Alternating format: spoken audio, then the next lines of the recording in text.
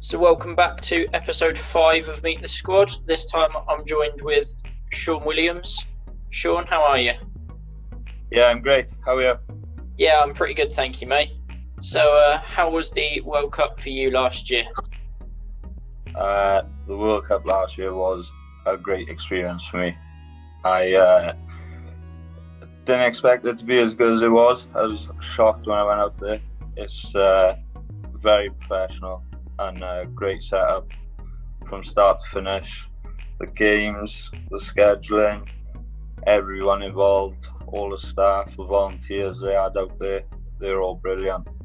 Made it very welcoming for everyone involved. So was it your first World Cup last year then? Yeah, it was my first one. I didn't know what to expect and how big it'd be, but when you've seen the likes of Greece playing and there was hundreds out in the street, and just to be involved was awesome, and it's something that obviously you won't forget.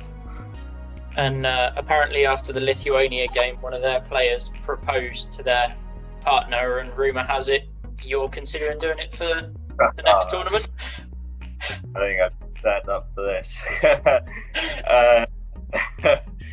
Well, we've been together a few years, but I'm quite shy, so I don't think I'll be able to do it on that stage.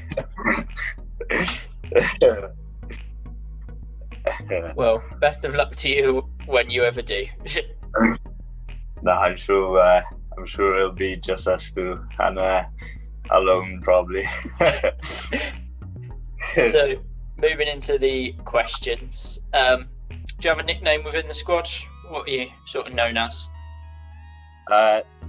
My nickname is Pukka, and I know people associate that with being sort of good or something, but it's completely the opposite. It's just basically because in school I don't eat cake, and I got every birthday I get a Pukka pie, and it's stuck and it's never left, and I'm happy with it, so it's different. So yeah. So who would you say would be your favourite player of all time, sort of a football idol or someone that you would look up to? If anyone knows me, they'll know it's Cristiano Ronaldo. I think getting into a debate with Messi and Ronaldo and me is probably not the best idea, because I won't back them. I've got his initials tattooed on me. It's pretty sad, but you know, he's been my idol since I was a kid, so everyone knows. Hard to argue with that then. Yeah. And what would you say is your best career achievement with Wales so far? I'd say achievement-wise, it's just probably getting to Crete and that first walkout with against Belgium. I mean, to have my mother and my partner there as well, and just to walk out, see them up in the crowd, and you know, it's a special moment for all three of us, and hopefully it's something that she won't forget, and I definitely won't forget it, so that was special. Yeah, I mean, technically you've played for your country now, and no one can ever take that away from you. Yeah, no, it's a big achievement and something I wasn't expecting a year or two ago. So just to be involved was great. But from six-a-side, just playing weekly with friends to getting called up and eventually going on to a World Cup with your country, I mean, you can't ask for more. And hopefully, you know, things work out well again and we kick on from last year. So would you say you're superstitious? Do you have any sort of pre-match superstitions that you have to do, or are you normally pretty laid back and chill?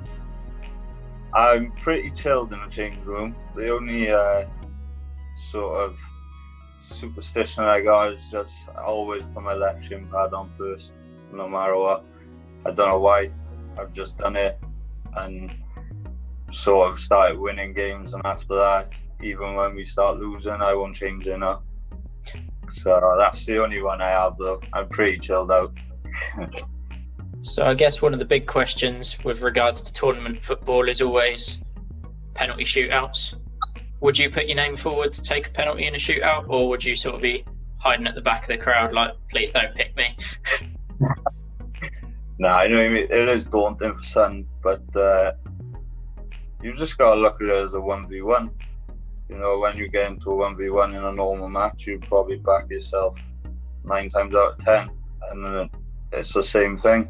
Just take everything out of it, and it's just you and the goalkeeper. So, yeah, I definitely put my hand forward. I think it's no different. It's just what mindset you put yourself in.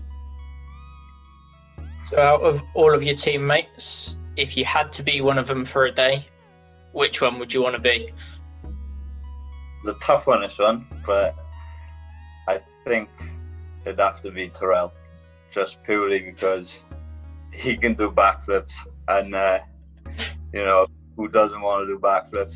If you got that in your locker, you could. I'm sure he's got many other tricks which he haven't shown us yet, but I just couldn't imagine ever being able to do one. And obviously we all seen it last year when he scored that goal, so that's definitely something I'd like to try. And obviously when you go away to the World Cup, you share a room with some of your teammates. Who would you say is the worst that you've shared with, or who do you think could be the worst to share with? I had a nice room last time. It was a pretty chilled out room, clean for once. It's no mess, very tidy.